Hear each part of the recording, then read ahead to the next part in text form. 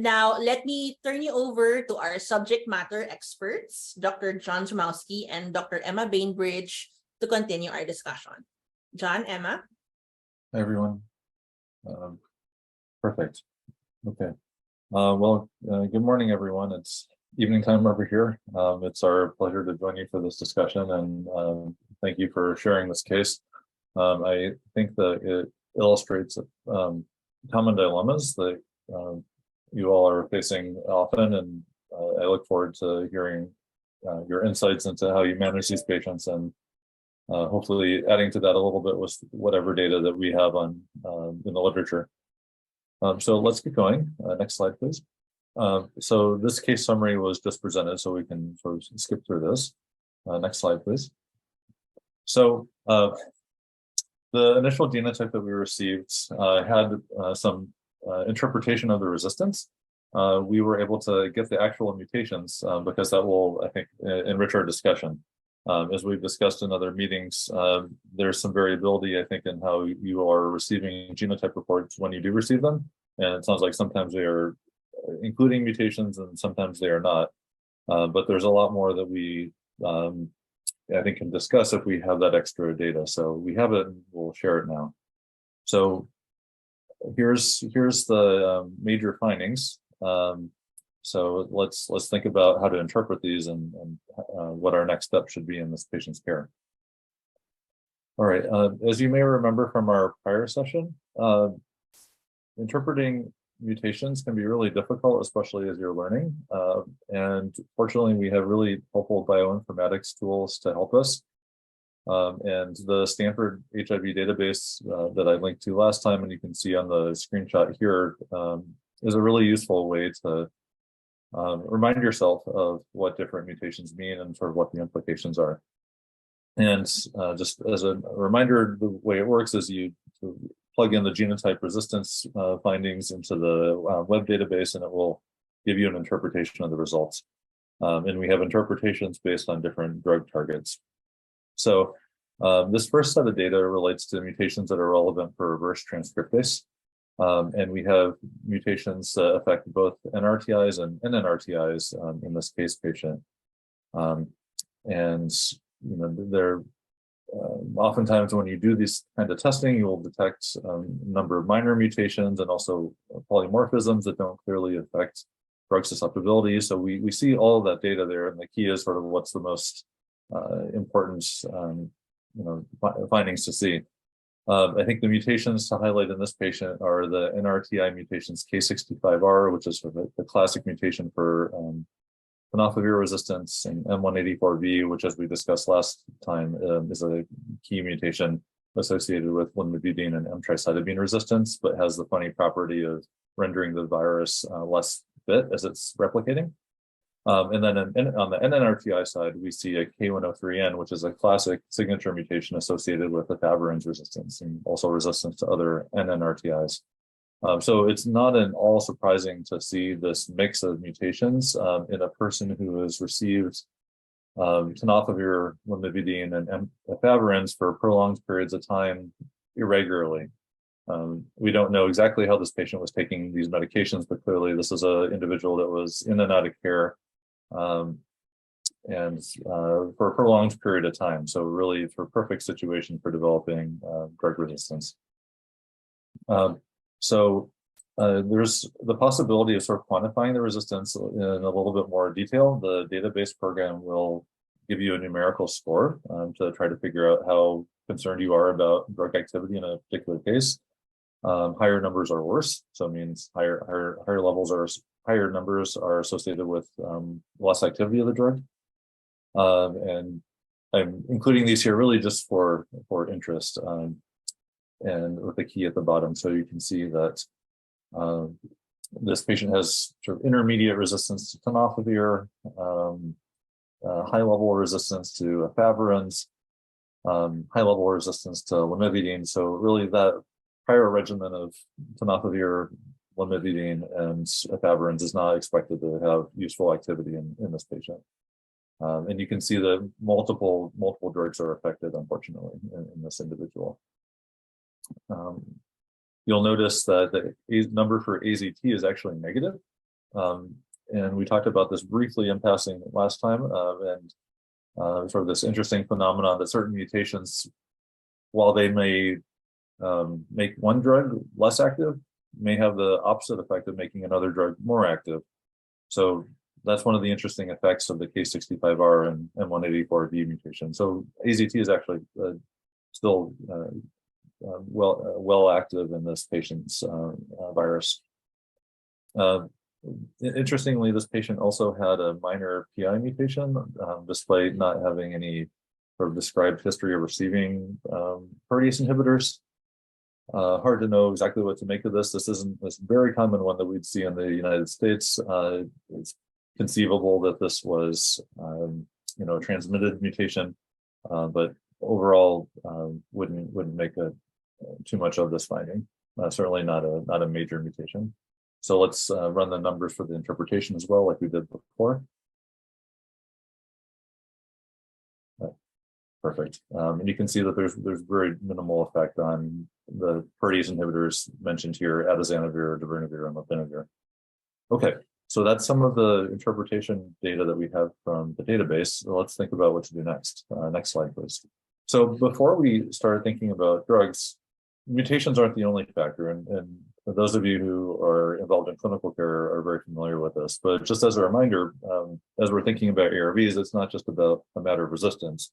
It's important to know whether the patient has concomitant hepatitis B. We certainly want to retain something that's active against hepatitis B, ideally tenofovir for those individuals. Thinking about comorbidities and other medications, of course, is important as you think about minimizing toxicities and avoiding drug interactions. And then, we talk about this patient as struggling with adherence, but I would say that may be important to call out, but it doesn't really help us too much because there are so many reasons why patients struggle with adherence, some of which were sort of outlined in the prior discussions. But now we're thinking about a second regimen choice for this patient, and the question is like, what have any of those factors been addressed, and how can we set this patient up for success and avoid repeating some of the problems that led to the failure of the first regimen for this patient. And in particular, one thing we might need to think about in the context of salvage therapy is whether any of the second-line drugs that might be given more than once a day are really realistic options in our patient. It's fine to design something that has in vitro activity, but if your patient is just frankly not going to take a twice-a-day drug, it's not very helpful to prescribe such a thing. So we really want to take a practical approach and try to understand what went wrong the first time and try to avoid that going forward. So now we've got a voting opportunity. I will say that for this question, there is one clearly wrong answer, but there are also many other possible alternative answers. And I'd love to see what this group thinks. So again, young patient, as far as we know, doesn't have comorbidities. We're not told anything about hepatitis B, so let's assume that he does not have hepatitis B. He has failed tenofovir. Well, he had treatment failure with tenofovir, lamivudine, and efavirenz, and now the question is, what should we do? We have mutations in for M184V, K65R, and then K103N. So what would be some possibilities here? All right, so basically there are sort of two types of strategies that I offered to you in that menu of choices. And I think the most conventional way of building a second line regimen would be to think about retaining some NRTIs and then changing from an NNRTI to either an integrase inhibitor or a protease inhibitor. So let's talk through that option a little bit further. So I'm going to share some trial data with you, and the reason for doing this is not to sort of get overly focused on the particulars of individual trials, but just to sort of share with you what we know from studies that hopefully are relevant for your clinical practice. And these are referenced on the slides, and if you need copies of the papers or want to discuss them more, I'm happy to do so offline. So, when we think about salvage therapy in the context of relatively limited drug choices, I think the Dawning trial here actually has a lot of relevance for clinical practice. So this was a RCT that was done as a non-inferiority study in multiple countries, and this was comparing second-line therapy with either ritonavir boosted lopinavir or dolutegravir paired with NRTIs of the investigators choosing. So, patients were randomized to either dolutegravir or lopinavir-based lopinavir-ritonavir treatment, and then the study clinician could choose whether that patient was going to continue tenofovir or switch to an AZT-based backbone. So there was flexibility in that regard.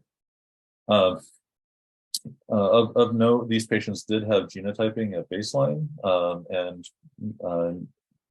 persons who had baseline resistance to integrase inhibitors or protease inhibitors were excluded.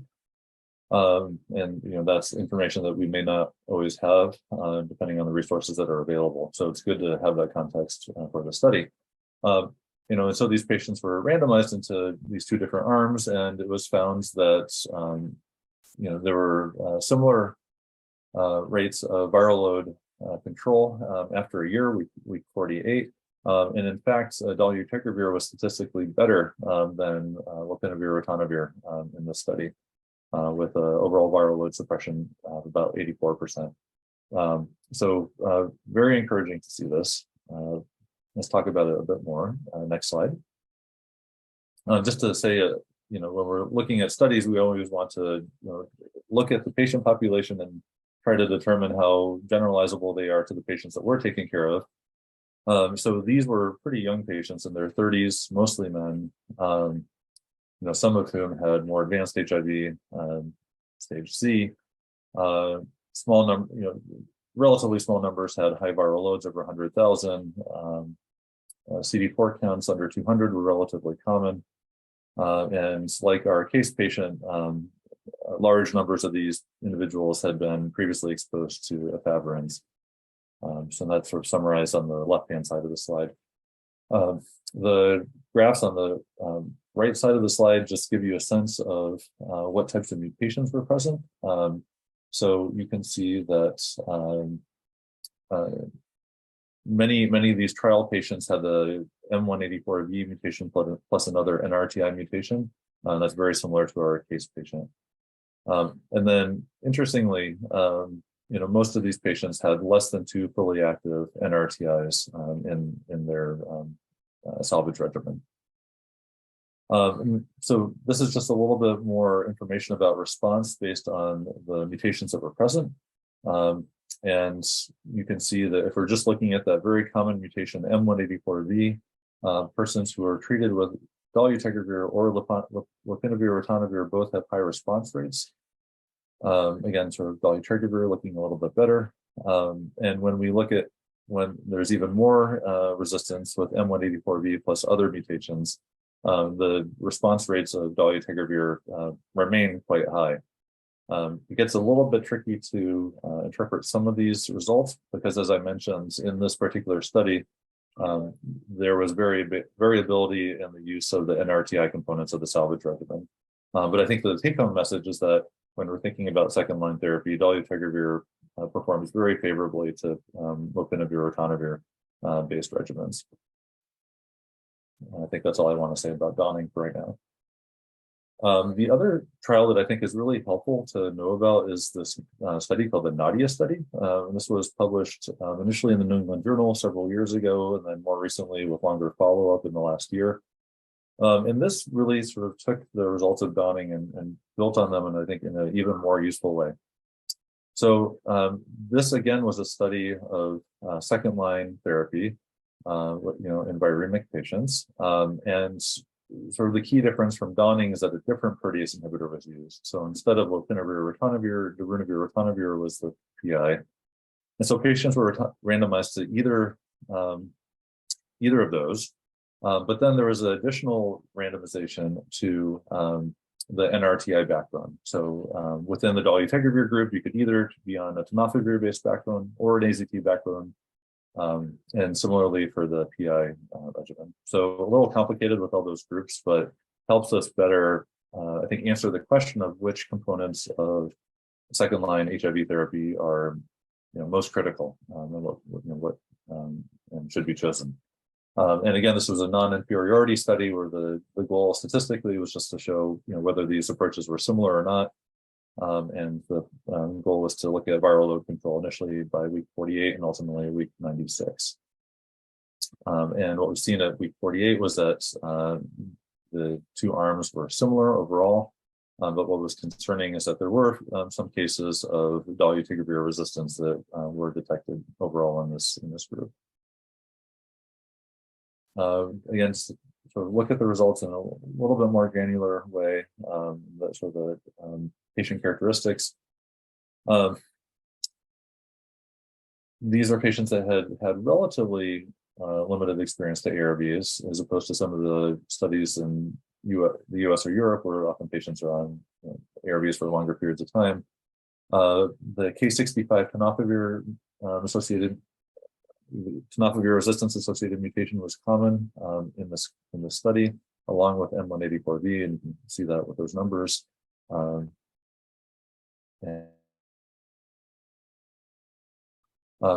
These are sort of more detailed results. Again, as I mentioned, at week 96, both dolutegravir and darunavir-based regimens showed good efficacy. And interestingly, when you looked at the NRTI backbone, being on a tenofovir-based backbone seemed to be a little bit more efficacious.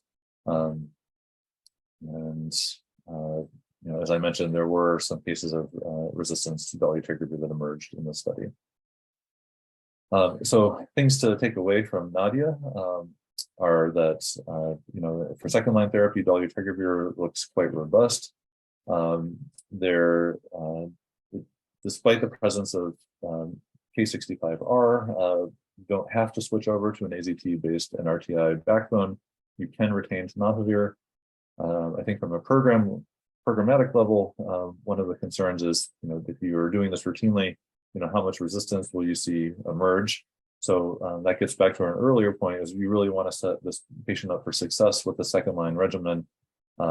Because I think, especially with imperfect taking of the pills, you may compromise additional drugs, and you would really want to have close monitoring of adherence in this setting. So good news for dolutegravir overall with that caveat. And then I think what was helpful was to see that tenofovir looked to be a robust choice, and we don't have to use AZT, which carries so many adverse effects with it in these patients.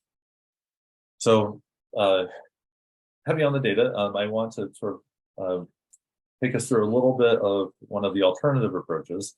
So, in the US and elsewhere, as we're dealing with aging patients that have more comorbidities and often have accumulated drug resistance, we have, a lot of interest in alternative regimens that minimize toxicity. And I will say, many of my older patients have renal insufficiency or osteoporosis. So even though we love tenofovir as a very good antiviral, it certainly has toxicity concerns. And, in some situations, we're looking for opportunities to avoid using NRTIs and tenofovir. So one of the strategies to accomplish that is by dual therapy with a protease inhibitor and an integrase inhibitor. And this has been looked at for several different drugs. So let's take a brief tour of the data that's there. I think the study that we're that's catching most of our interest these days is this Dualis study. Things to know about it. So this was a switch study. So this was a study looking at persons who were already virologically suppressed. And the question was, if you switch them off of NRTI backbone to a dolutegravir backbone and continue darunavir, how did they do in terms of viral load control? And it turns out they did really well. Next slide. So by 48 weeks, very similar levels of viral load control were seen in these groups. The approaches were felt to be statistically quite similar. Patients in general tolerated the two-drug regimen well. There were some changes in lipids between the groups, and this is sort of talked about a lot when we think about TDF and TAF. TDF may have some lipid lowering effects, and when you take it away, lipids look a little worse, so that may be part of the story. and encouragingly, this two-drug approach of the integrase inhibitor and protease inhibitor not only was effective, but resistance to that regimen wasn't seen. So this is becoming an alternative for some of our patients. So I will say that you can't necessarily apply this general principle of choosing any integrase inhibitor with any protease inhibitor because they are not all created equally. And let me share some of those other data with you just to get a flavor of that. So other combinations have been studied. This is an earlier trial looking at boosted darunavir plus raltegravir, so one of the earlier integrase inhibitors. And this was actually a treatment naive study, so instead of a switch study. And overall, for the study, the two-drug regimen did okay, except among persons who had the lowest T cell count or the highest viral load. So the two-drug regimen was statistically worse in CD4 counts under 200, and there was a trend towards worse outcomes for viral loads over 100,000. And concerningly, there was also emergence of resistance to raltegravir. Remember, raltegravir is twice a day, so the adherence concerns can definitely be more of a factor. And raltegravir does not have as high of a genetic barrier to resistance. So not surprising that this approach was not as effective. Now let's think about regimens that are a little more compatible with what's available in the Philippines currently. There are some limited data about lopinavir and integrase inhibitor dual therapy regimens. There's a small study published in one of the California collaborative cohorts some years ago. And this included about 50 patients total, so quite a small study. There were when you looked at dual therapy with the integrase inhibitor compared to NRTI backbone, integrase inhibitor therapy led to faster viral suppression, but when you looked at, but by week 48, the results were very similar. It was overall just a very sort of preliminary study, but there were some signals of challenges with adherence in the raltegravir group, not surprisingly, given the twice daily dosing. There was a larger study of lopinavir dual therapy called Progress, again, showing pretty similar results to three-drug therapy. I will say that this study is concerning because the overall rates of viral suppression at a year were relatively low, so 66% instead of the 80-90% that we're more used to. And concerningly, in this study, there was development of drug resistance to not only raltegravir, but also the protease inhibitor, lopinavir in this case. So not particularly attractive, I would say, for this combination. So we reviewed some of the data for informing our choices of second-line therapy in 2023. There's, of course, still a ton we have to learn about it. And I'm wondering, based on all this, if you might choose something different for our case patient. So we'll give you 30 seconds if you like to make a choice.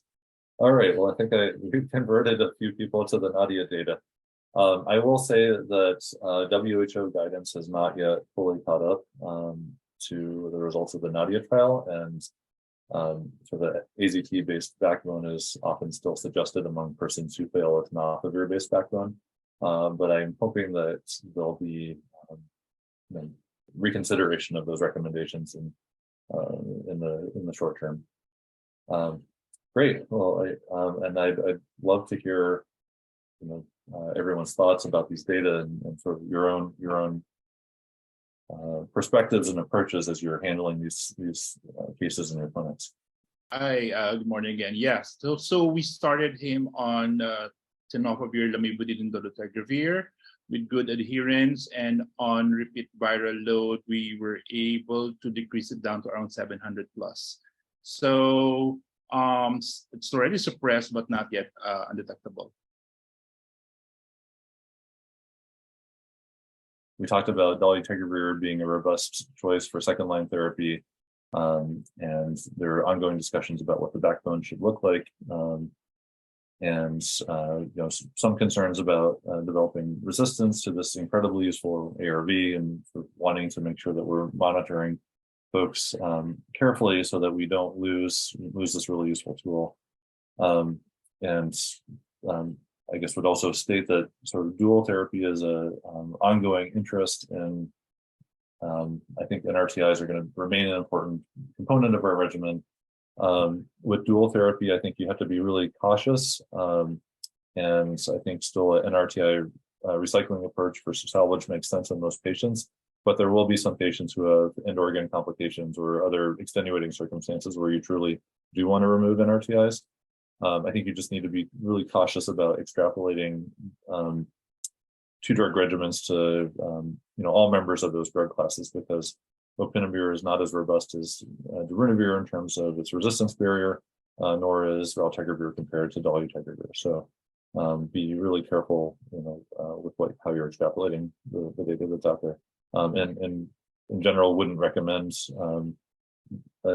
INSTI and PI approach if you have a patient with a CD4 under 200 or a high viral load over 100,000.